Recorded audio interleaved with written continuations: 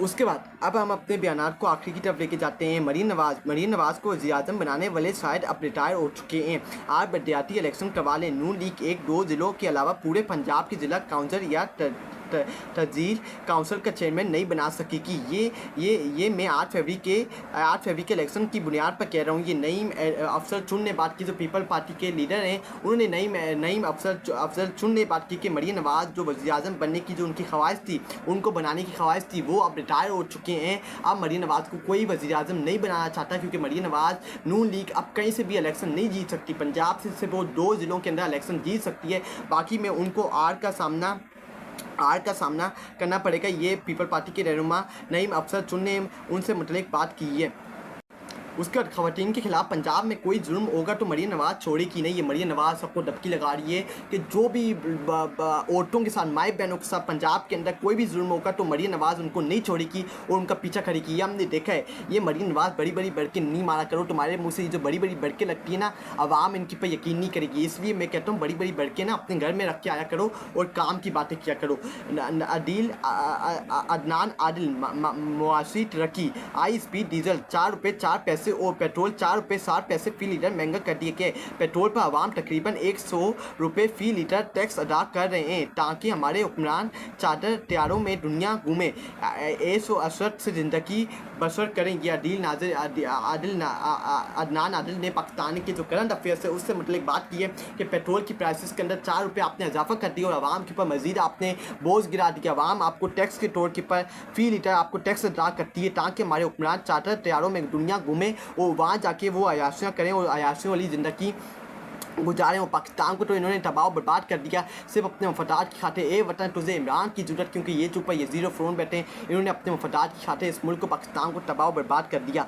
मरियम नवाज़, जब सुबह मैं नवाज़ शरीफ साहब को मिलकर आती हूँ तो वो नाश्ता कर रहे थे। उन्होंने मुझे कहा कि आपने शामली में कार्डिक सेंटर बना दे। साबस एक कार्डिक सेंटर मरी के अंदर भी बनाना चाहिए। मरियम नवाज़ ने बात की। मैं इनको कहना चाहता हूँ सब कामों को छोड़ो, सब कामों को साइड पे छोड़ो। सबसे पहले तुम्हें चाहिए कि अपने अब्बा के लिए, अपने लिए, अपने चाचा के लिए, अपने जो साथी हैं नू पीपल पार्टी, आसिफ अली जरदारी, बिलावल भुट्टो जरदारी, उनके लिए एक हॉस्पिटल बनाओ पंजाब के अंदर कि तुम लोगों को बाहर मुल्क इलाज के लिए नहीं जाना पड़े। तुम लोग जब भी तुम्हें कोई बीमारी हो या बीमारी का सामना करना पड़े तो तुम लोग यहाँ इलाज कराओ।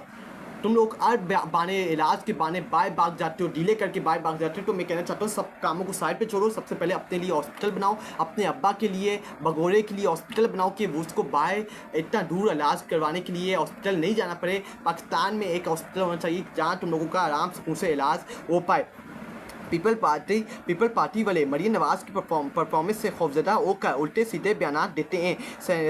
सीज़ फायर दूसरी जानब से हो जाए तो मुनासिब है। क्या हमने कभी पूछा है कि सिंध में क्या हो रहा है? युज़मा बुखारी जो इस वक्त पीपल पार्टी PMN की लीडर्स आमने सामने आए हुए हैं। मरीन नवाज़ कह रही है कि ये मेरा पंजाब है, ये मेरी नहरें हैं, ये मेरा मुल्क है, मैं जो बोलूँगी वही इस पंजाब के अंदर होगा। जो पंजाब के ऊपर उंगली उठाएगा मैं पंजाब के ऊपर उंगली उठाने वालों की उंगली तोड़ दूँगी। मैं पहले मरीन नवाज़ को ये कहना चाहता हूँ, ये आपका पंजाब नहीं है, ये 24 करोड़ आवाम का पंजाब है। ये आपका पंजाब नहीं है, ये सब पाकिस्तानियों का पंजाब है। आपका पंजाब नहीं है। आपने इस पंजाब के ऊपर से तबाह बर्बाद कर दी है। आपने पंजाब की आवाम आपसे नफरत करती है। आज आप पंजाब के अंदर फेयर इलेक्शन करवा के देखें, फिर आपको मालूम होगा कि ये पंजाब आपका है या ये पंजाब किसी और का है। तो आपको लग पता चलेगा कि आवाम ने क्या फैसला सुनाया और आवाम ने क्या फैसला डिसाइड किया है।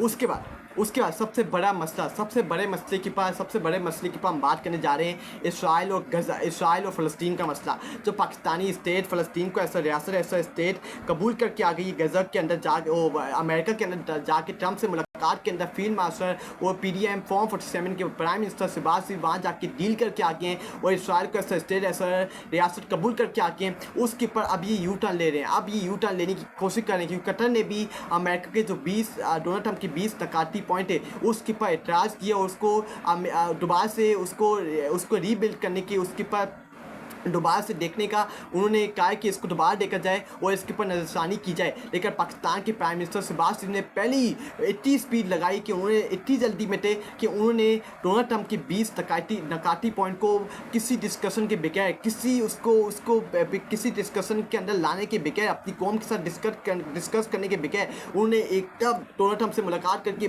20 पॉइंट के पर नकाती पॉइंट के पर उन्होंने आर्मी पढ़ ली और उसको कहा कि आम डोनाल्ड ट्रंप की 20 पॉइंट है उसके पर आर्मी बढ़ते हैं। अब ये क्या कह रहे हैं इस प्लान से मुतल्लिक, अब ये कैसे यू टर्न ले रहे हैं, आइए इस वीडियो को देखें फिर हम इसके ऊपर बात करते हैं। आइए